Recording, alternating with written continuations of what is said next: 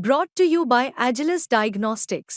Health test की बात आती है तो मैं भरोसा करता हूँ India largest diagnostics company Agilus diagnostics. खुद को टेस्ट करते रहो।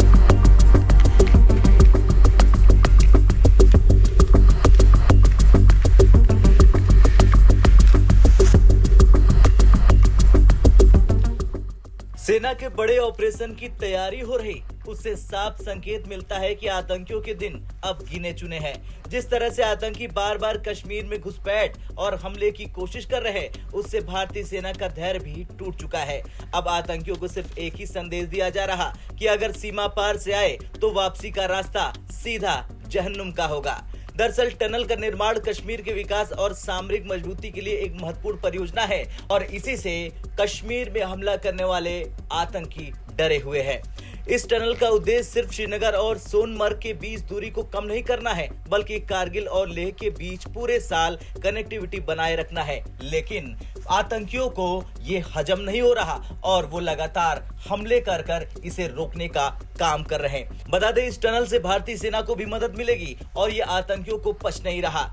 ऐसे में ये परियोजना पाकिस्तान और उसके आतंकियों के लिए एक बड़ा खतरा बन चुकी है और उन्हें ये बात बखूबी समझ में आ चुकी है कि अगर ये परियोजना सफल हो गई तो उसके लिए कश्मीर में अशांति फैलाना और भी मुश्किल हो जाएगा। इस खतरे के पीछे शेख सज्जाद गुल का नाम सामने आ रहा, जो कि टीआरएफ का प्रमुख है और पाकिस्तान में और वहीं से वो साजिशें रचता है। सज्जाद गुल का मकसद कश्मीर में हिंसा और आतंकवाद फैलाकर वहां के विकास को रोकना और भारत के खिलाफ अस्थिरता बनाए रखना है। वो लश्कर तैयबा के लिए काम करता है और टीआरएफ को इसी मकसद से संचालित करता है कि वो घाटी में आतंक का माहौल बनाए रखे। लेकिन भारतीय सेना और सुरक्षा बलों ने भी अब कमर कस ली है। सज्जाद गुल जैसे आतंकी सरगनाओं के दिन अब खत्म हो चुके हैं। पाकिस्तान की सेना और आईएसआई की मदद से वो चाहे जितने दिन साजिश रच ले, लेकिन भारतीय सुरक्षा बल उसकी हर योजना को नाकाम करने के लिए तैयार हैं और अगर वो गलती से कश्मीर में कहीं दिख गया तो उसकी खोपड़ी इस तरह से खुलेगी कि पूरा पाकिस्तान रोएगा।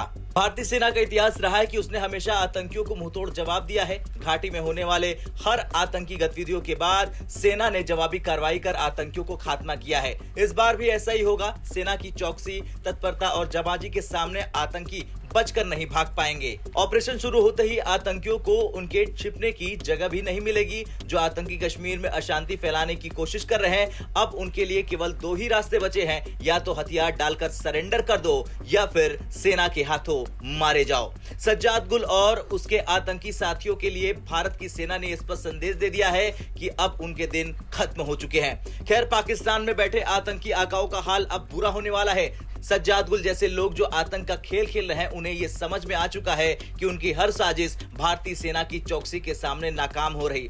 पाकिस्तानी सरकार और सेना ने भले ही इन आतंकियों को शरण दे रखी हो, लेकिन अब समय आ गया है कि इन्हें भी अपनी नाकामियों का स्वाद चखना पड़ेगा। आपका क्या कुछ कहना है? जिस तरह से एक टनल परियोजना से आतंकियों में खौफ है, उसे लेकर कमेंट कर जरूर बताएं। ब्यूरो रिपोर्ट, भारत तक।